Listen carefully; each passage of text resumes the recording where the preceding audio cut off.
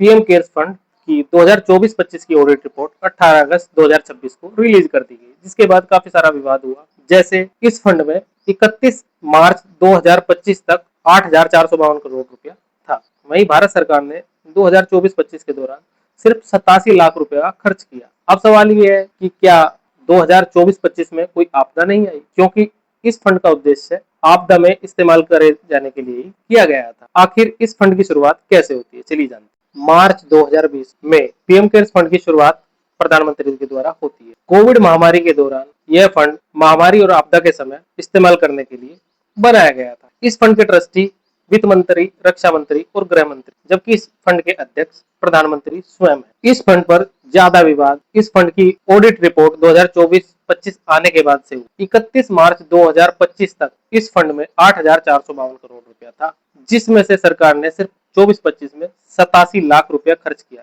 यानी पूरे फंड का 0.01% ही सरकार ने राहत और बचाव कार्यों के लिए इस्तेमाल। तो सवाल ये है, क्या इन समय में कोई आपदा नहीं आई? इसका जवाब है, इस समय में बहुत सारी आपदाएं आई। जैसे भारत के तमाम राज्यों में हर साल की तरह इन सालों में भी काफी सारी बाढ़ें आई, जिसमें भारत सरकार की तरफ से कोई भी पैसा खर्च नहीं। इस फंड में 8,452 करोड़ रुपया, उसका 93% सरकार ने एफडी में रखा हुआ था, जबकि 7% सेविंग अकाउंट में रखा, जिससे भारत सरकार को 475 करोड़ का ब्याज मिला था।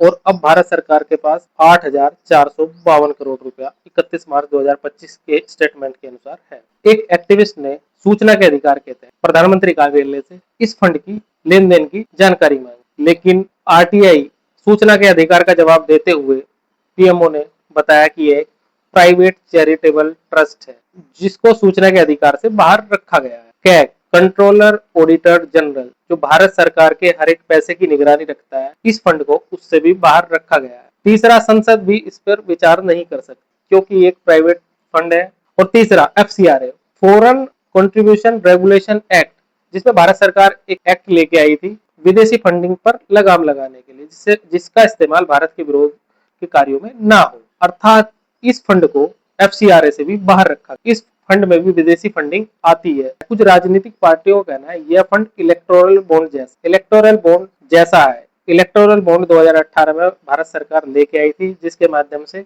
इलेक्टोरल बॉन्ड के माध्यम से यदि कोई किसी पार्टी को चंदा देना चाहता है तो उस चंदे की जानकारी गोपनीय रखें, जिसकी जानकारी किसी को नहीं मिलेगी। फिर बाद में सुप्रीम कोर्ट ने उसके आंकड़े सार्वजनिक करने को कहा। बहुत सारे ऐसे आंकड़े निकल के आए जो चुका नहीं हुआ। कुछ कंपनियों ने चंदा दिया था, जिसके बाद उनको काफी बड़े बड़े टेंडर मिले थे, ऐसा आरोप विपक्ष लगाता है। इसलिए इसको बोला गया है ये इलेक्टोरल बॉन्ड जैसा है, इसमें लेन देन की कोई पारदर्शिता नहीं है। और भारत सरकार भी और पिछले कुछ सालों में असम, मणिपुर, पंजाब, उत्तराखंड, हिमाचल, हर जगह बाढ़ की आपदाएं आई हैं। इस फंड से वहां कितना पैसा इस्तेमाल किया गया है, इसकी जानकारी भी हमें नहीं मिली।